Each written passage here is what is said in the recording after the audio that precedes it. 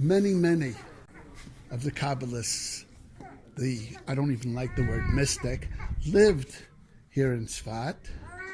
Among those who were here with the Ari was a man by the name of Israel Najara. Israel Najara was a paitan, a poet, wrote songs, a mystic.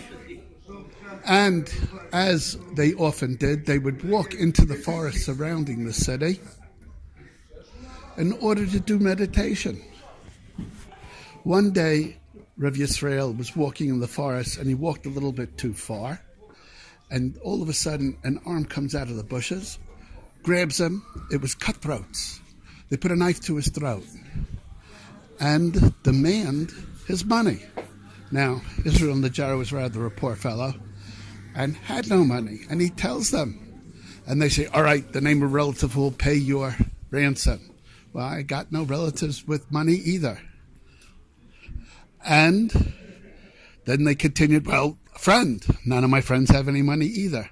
Well, the cutthroats don't quite know what to do. And then they look at him and they say, well, you better make your prayers and make your peace with God, because we can't let you go. You'll kill business. So we're going to cut your throat.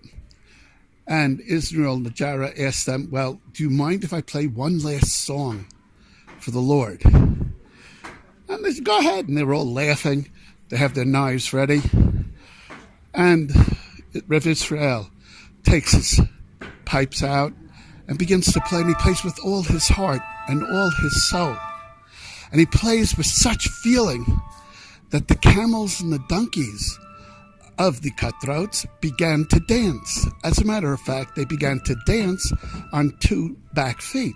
Well, the cutthroats were so frightened by this, they picked up and ran. But Rav Yisrael was so caught up in his song, he didn't even pay attention to it. And he stood up and he came walking back to Tzfat, and he walked through down below us over here. That was the main road into Tzfat at that time. And he came up, and according to the legend, he came up this very road, walking with a whole parade of camels and donkeys dancing behind him. And to this day, they still call this street Israel Najara Street.